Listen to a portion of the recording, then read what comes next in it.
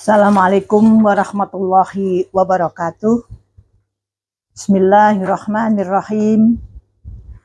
Alhamdulillah. Alhamdulillahilladzi an'amana bi ni'matil imani wal islam. Wa nusalli wa nusallimu ala khairil anam sayyidina Muhammadin wa ala alihi wa sahbihi ajma'in, amma ba'du. Pada kesempatan ini kita akan berbincang tentang moderasi beragama di perguruan tinggi. Agama dihadirkan dalam kehidupan manusia untuk mewujudkan perdamaian di antara sesama, bahkan untuk seluruh alam. Sebagaimana Allah berfirman dalam surat Al-Anbiya ayat 107, "Wa ma arsalnaka illa rahmatan lil alamin." Dan kami tidak mengutus engkau Muhammad, melainkan untuk menjadi rahmat bagi seluruh alam. Moderasi beragama merupakan salah satu implementasi nilai-nilai Pancasila, menjadi salah satu pilar penting membangun bangsa. Hubbul waton minal iman. Cinta tanah air atau nasionalisme bagian dari iman. Ini merupakan salah satu jargon nasionalisme yang difatwakan oleh Hadratus Syekh Kiai Haji Hasyim Asy'ari, pahlawan kemerdekaan nasional. Moderasi beragama merupakan kunci terciptanya toleransi dan kerukunan, sebagai cerminan pemeluk agama yang baik dan juga sebagai warga negara yang baik. Kebebasan beragama dijamin oleh konstitusi dalam pasal 29 ayat 2 Undang-Undang Dasar Negara Republik Indonesia tahun 1945. Menyatakan bahwa negara menjamin kemerdekaan setiap orang memeluk agamanya masing-masing dan untuk beribadat menurut agamanya dan kepercayaannya itu. Namun demikian, muncul kesalahpahaman bahwa keberpihakan pada nilai-nilai moderasi dan toleransi dalam beragama dianggap sebagai sikap liberal dan mengabaikan norma-norma dasar yang sudah jelas tertulis dalam teks-teks keagamaan. Dan mereka yang beragama secara moderat dianggap mengkompromikan prinsip-prinsip dasar atau ritual pokok, disalahpahami sebagai kompromi keyakinan teologis beragama dengan pemeluk agama yang lain. Dianggap tidak teguh pendiriannya, tidak serius, tidak sungguh-sungguh dalam mengamalkan ajaran agamanya, tidak paripurna dalam beragama, karena dianggap tidak menjadikan keseluruhan ajaran agama sebagai jalan hidupnya. Benarkah demikian? Jawabnya, tentu tidak benar. Mari kita lanjutkan. Negara Indonesia adalah negara kepulauan terbesar di dunia. 17.504 pulau. Bangsa Indonesia adalah bangsa yang majemuk, beragam etnik, lebih dari 1.340 etnik atau suku, dengan 6 agama besar dan lebih kurang 187 aliran kepercayaan. Ada 829 bahasa daerah. Dan juga Indonesia memiliki penduduk terbesar keempat di dunia dengan jumlah 275.361.267 jiwa. Ini data Dukcapil 2022. Keberagaman etnik, adat istiadat, bahasa, budaya, agama, dan golongan, tentu dengan karakteristik dan kepentingan yang berbeda-beda. Indonesia memang bukan negara agama, tetapi negara yang beragama, Dengan kata lain, negara Indonesia tidak menetapkan satu agama yang harus diyakini oleh warganya. Namun, warga negara Indonesia harus mempunyai agama sesuai dengan keyakinannya masing-masing. Dalam kehidupan keseharian, kehidupan bangsa Indonesia tidak lepas dari nilai-nilai agama. Keberadaan agama sangat vital di Indonesia, sehingga tidak bisa lepas juga dari kehidupan berbangsa dan bernegara. Oleh karena itu, moderasi beragama perlu digaungkan, di mana agama menjadi bagian penting dalam perwujudan peradaban dunia yang bermartabat. Indonesia merupakan lokus klasik, tempat terbaik atau rujukan bagi konsep masyarakat majemuk. Hal ini terlihat dari keberagaman yang dimiliki Indonesia sebagai bangsa yang unik, di mana hanya berada di wilayah saja di dunia ini yang dianugerahi keistimewaan ini. Menurut Hefner, 1999. Baiklah, saudara sekalian, apa itu moderasi agama? Kata moderasi berasal dari bahasa Latin, moderatio, yang berarti kesedangan atau tidak berlebihan dan tidak kekurangan. Kata itu juga berarti penguasaan diri dari sikap yang sangat berlebihan dan juga kekurangan. Kamus Besar Bahasa Indonesia menyediakan dua pengertian kata moderasi. Yang pertama, pengurangan kekerasan, dan yang kedua, penghindaran keekstriman. Jika dikatakan orang itu bersikap moderat, berarti bahwa orang itu bersikap wajar, biasa-biasa saja, dan tidak ekstrim. Sedangkan kalau dalam bahasa Arab, moderasi dikenal dengan kata wasat atau wasatiyah yang memiliki padanan makna dengan kata tawasud atau tengah-tengah, iktidal, adil, dan tawazun, berimbang. Orang yang menerapkan prinsip wasatiyah bisa disebut wasit. Dalam bahasa Arab pula, kata wasatiyah diartikan sebagai pilihan terbaik. Apapun kata yang dipakai, semuanya menyiratkan satu makna yang sama, yakni adil, yang dalam konteks ini berarti memilih posisi jalan tengah di antara berbagai pilihan ekstrim. Moderasi beragama kemudian dapat difahami sebagai cara pandang, sikap, perilaku, selalu mengambil posisi di tengah-tengah, selalu bertindak adil, dan tidak ekstrim dalam beragama.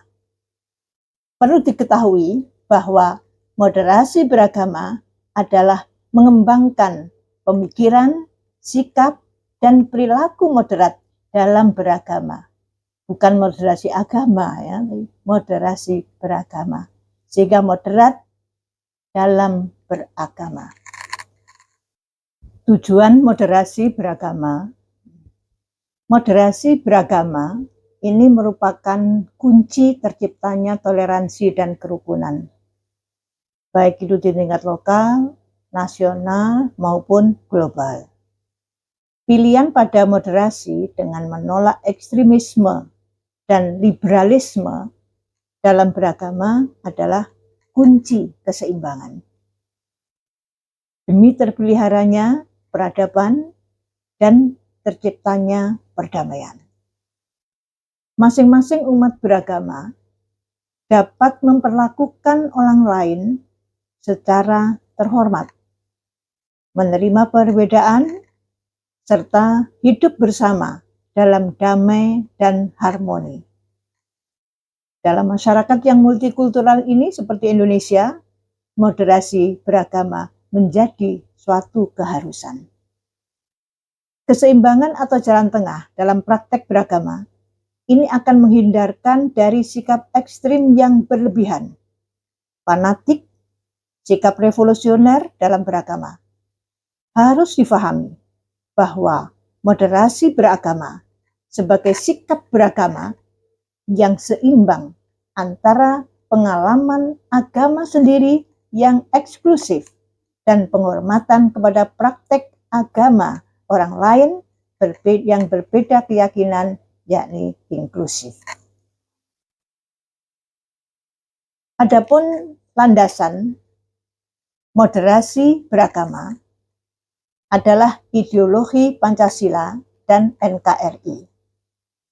Pancasila dalam NKRI telah nyata berhasil menyatukan semua kelompok agama, etnis, bahasa, dan juga budaya. Kesepakatan bersama semuanya bergerak ke tengah, mencari titik temu untuk bersama-sama menerima bentuk NKRI. Jaminan negara atas kemajemukan menjadi medium yang baik bagi tumbuhnya moderasi beragama. Setiap pemeluk agama dapat mengekspresikan keberagamaannya tanpa harus khawatir mendapat tekanan dari pemeluk agama yang lain dan memberikan penghargaan atas ekspresi keberagamaan dari pemeluk yang lainnya. Inilah ekspresi moderasi beragama yang konkret yang terjadi di tengah-tengah masyarakat. Indikator moderasi beragama. Indikator untuk menentukan apakah sebuah cara pandang, sikap, dan perilaku beragama tertentu itu tergolong moderat atau sebaliknya, maka digunakan indikator 1. Komitmen kebangsaan.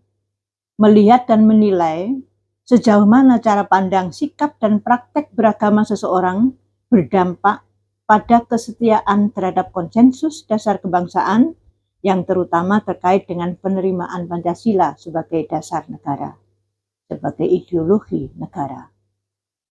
Yang kedua, toleransi.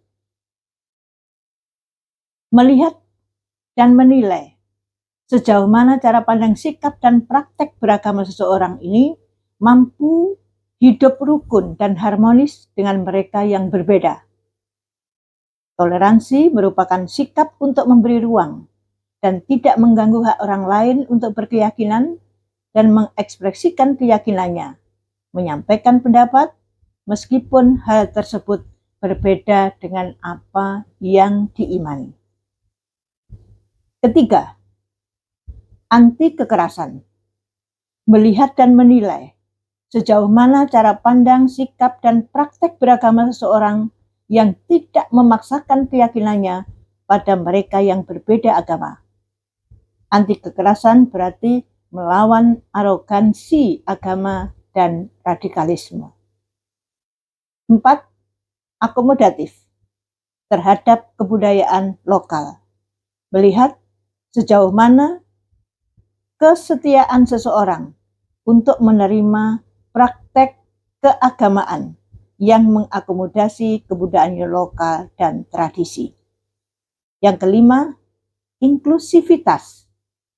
Sikap inklusif yang dimaksud adalah kondisi bahwa setiap pemeluk agama memandang pemeluk agama yang lain sebagai sesama makhluk ciptaan Tuhan dan saudara sebangsa dan setanah air. Dengan demikian, dapat memperlakukan pemeluk agama lain dengan dan sikap baik, empati, penuh kasih sayang, dan sikap saling menghormati. Pengarus utamaan moderasi beragama. Pertama, memajukan kehidupan umat manusia diwujudkan dalam sikap hidup yang amanah, adil, ihsan, toleran, kasih sayang terhadap umat manusia tanpa diskriminasi, dan menghormati kemajemukan. Kedua, wasatiyah, mengembangkan cara pandang, sikap, dan praktek keagamaan jalan tengah. Yang ketiga, menjunjung tinggi keadaban mulia. Yang keempat, membangun perdamaian.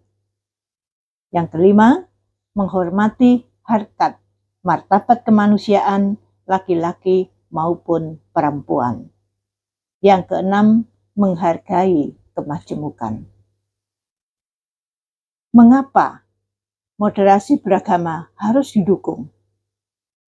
Mainstream moderasi beragama harus didukung adalah sebagai tindakan preventif maupun kuratif untuk mengenali ideologi keagamaan radikal, sehingga dapat mencegah diri sendiri maupun menolong orang lain agar tidak terpapar, baik melalui pendidikan formal dengan memasukkan materi moderasi beragama ke dalam kurikulum maupun mata kuliah atau materi pembelajaran yang relevan dari tingkat pendidikan dasar sampai perguruan tinggi.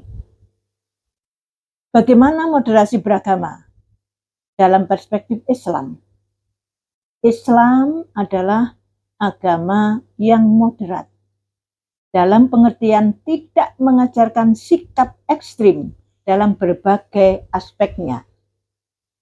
Umat Islam dijadikan sebagai umat yang adil, wasat. Model Islam yang adil, tengahan, moderat, wasat, yang sesuai dengan Al-Quran yang diajarkan oleh Allah kepada kita melalui Nabi Muhammad SAW. Tertera dalam surat Al-Baqarah ayat 143. Wa kadzalika ja'alnakum ummatan wasatan litakunu syuhada'a 'alan nasi wa yakunar rasulu 'alaikum syahida. Dan demikian pula kami telah menjadikan kamu umat Islam, umat pertengahan, agar kamu menjadi saksi atas perbuatan manusia dan agar Rasul Muhammad menjadi saksi atas perbuatan kamu. Saudara sekalian, sangat disayangkan karakter dasar Islam yang moderat ini tertutup oleh perilaku dan sikap sebagian umat Islam yang berlebih-lebihan atau ghuluf, baik yang radikal, yang fundamental, ataupun yang liberal. Kata wasat dengan berbagai perubahannya terulang dalam Al-Quran sebanyak 5 kali. Semuanya menunjuk ke arti pertengahan, baik dalam surat Al-Baqarah ayat 143, surat Al-Adiyat ayat 5, surat Al-Ma'idah ayat 89, surat Al-Qalam ayat 28, dan surat Al-Baqarah ayat 238. Dari ayat-ayat tersebut dapat difahami bahwa umatan wasaton adalah masyarakat yang berada di pertengahan dalam arti moderat. Posisi pertengahan mengantar manusia berlaku adil, menjadikan anggota masyarakat tersebut sehingga tidak memihak ke kiri maupun ke kanan. Juga tidak menjadikannya dapat menyaksikan siapapun dan dimanapun. Allah menjadikan umat Islam pada posisi pertengahan agar menjadi saksi atas perbuatan manusia, yakni umat yang lain. Wasatiyah, moderasi atau posisi tengah, mengundang umat Islam untuk berinteraksi, berdialog, dan terbuka dengan semua pihak, baik agama, budaya, maupun peradaban. Karena mereka tidak dapat menjadi saksi atau berlaku adil jika mereka tertutup. Mereka tidak dapat menjadi saksi kalau mereka tertutup dan menutup diri dari lingkungan dan perkembangan global. Sekarang, seperti apa sebenarnya karakteristik sikap moderat dalam berislam. Yang pertama adalah memahami realitas.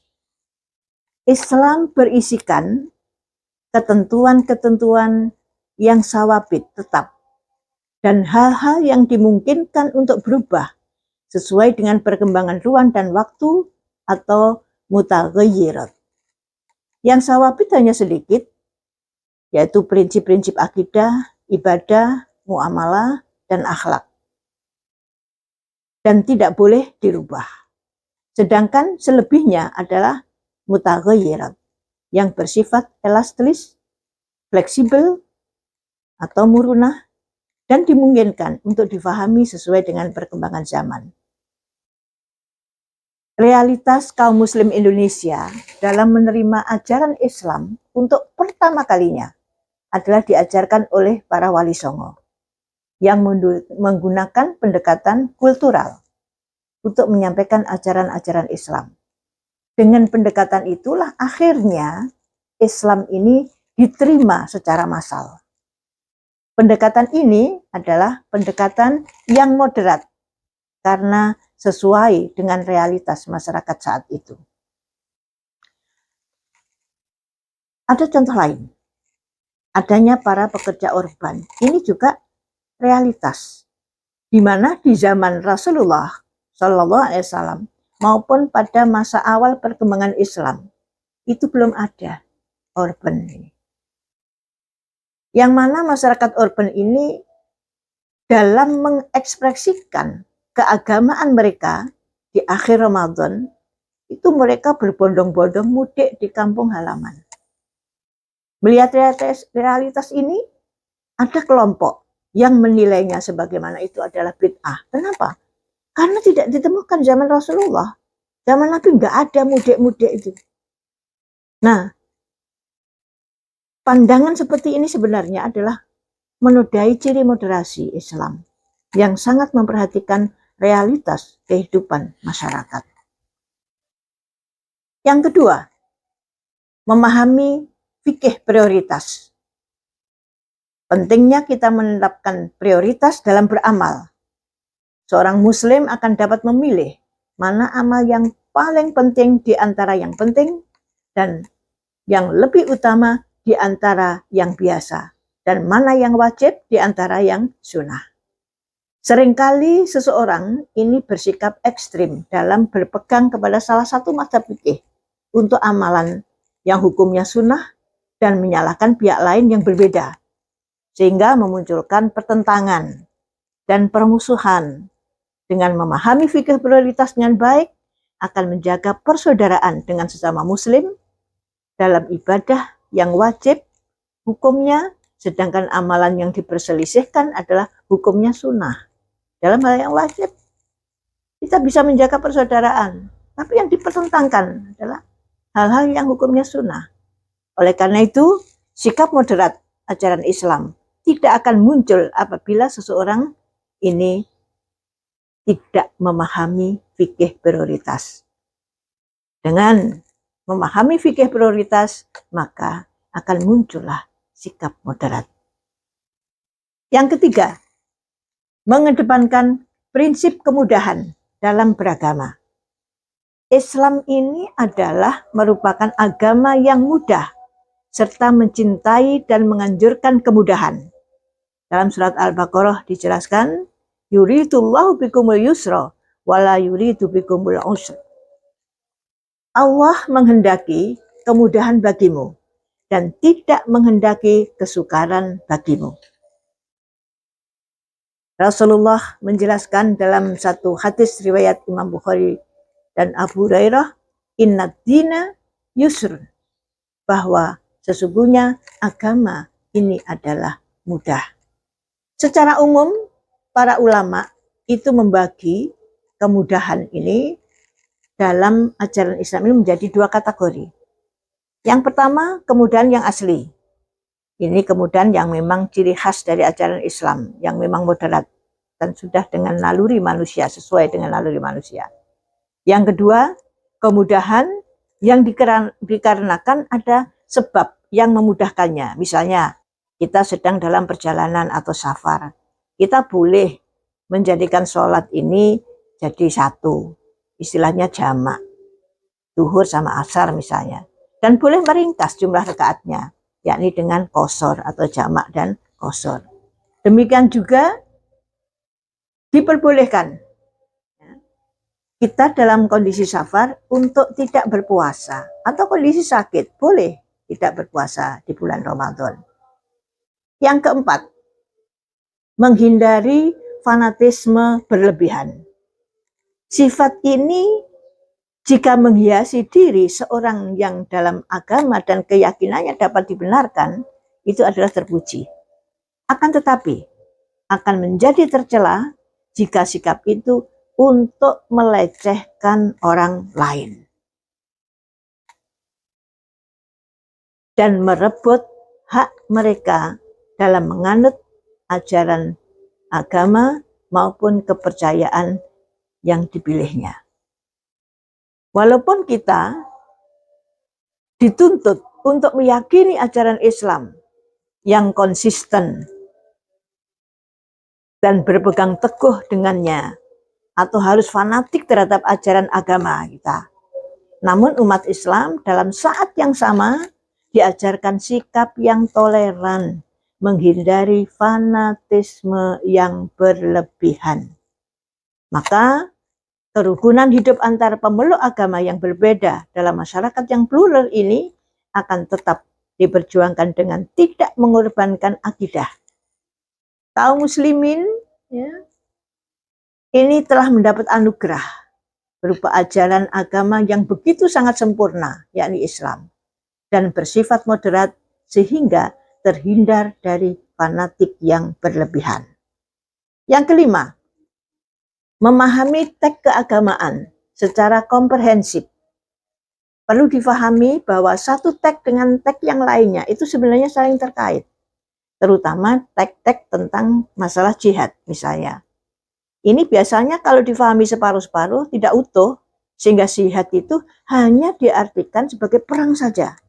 Padahal makna jihad itu sangat beragam sesuai dengan konteksnya. Seperti jihadul akbar, jihadul nafsi. Jihad yang paling besar adalah memerangi hawa nafsu. Itu dijelaskan oleh baginda Rasulullah Shallallahu Alaihi Wasallam. Yang keenam, keterbukaan dalam menyikapi perbedaan. Sangat terbuka dalam menyikapi perbedaan baik dalam intern umat Islam maupun dengan antar umat beragama yang berbeda. Prinsip ini didasari pada satu realitas bahwa perbedaan pandangan dalam kehidupan manusia adalah satu keniscayaan. Allah menjelaskan dalam surat Hud ayat 118 maupun 100 dan 119 bahwa jika Tuhanmu menghendaki, tentu Dia akan jadikan manusia ini umat yang satu. Tetapi mereka senantiasa juga berselisih pendapat. Kecuali orang yang diberi rahmat oleh Tuhanmu, dan untuk itulah Allah menciptakan mereka.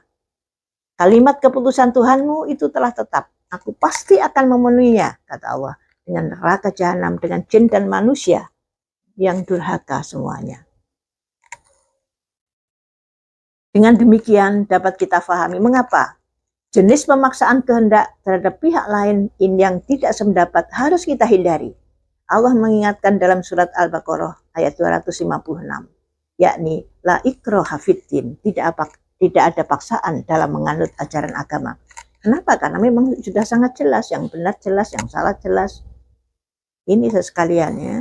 Nah, yang ketujuh, komitmen terhadap kebenaran dan keadilan. Komitmen untuk menegakkan kebenaran dan keadilan, yang dimaksud ini bukan saja eksklusif bagi umat Islam, melainkan juga seluruh umat manusia secara universal. Perintah untuk menegakkan keadilan dan menghilangkan kezaliman adalah sebuah keniscayaan dalam hidup bermasyarakat, berbangsa, maupun bernegara, terlebih bagi orang-orang yang beriman. Karena sikap adil ini adalah dekat dengan takwa. Allah menjelaskan di dalam surat Al-Maidah ayat 8. Wahai orang-orang yang beriman, jadilah kamu sebagai penegak keadilan karena Allah. Ketika menjadi saksi, jadi saksi dengan adil. Dan janganlah kebencianmu ini terhadap satu kaum mendorong kamu untuk berlaku tidak adil, kata Allah. Berlaku adillah, karena adil itu dekat dengan takwa. Dan bertakwalah kepada Allah, sungguh Allah maha teliti terhadap apa yang kamu kerjakan. Baiklah, sebagai akhir dari paparan ini, mari kita protek diri dengan moderasi, agar kita tidak teracuni gerakan radikal yang berakar dari ideologi. Moderatisme ini adalah wajah agama yang sejati. Ini ajaran Allah yang disampaikan melalui pada Rasul-Nya. Makin moderat kita, semakin kita menebar kasih sayang terhadap sesama, dan semakin cinta kita dan menjaga keutuhan NKRI. Keragaman merupakan rahmat yang diberikan Allah sebagai sarana untuk meningkatkan kualitas hidup yang lebih bermakna. Baik, semoga paparan ini bawa barokah dan bermanfaat. Amin. Ihdinas siratal mustaqim. Wallahul muwaffiq ila aqwamit thoriq. Wassalamualaikum warahmatullahi wabarakatuh.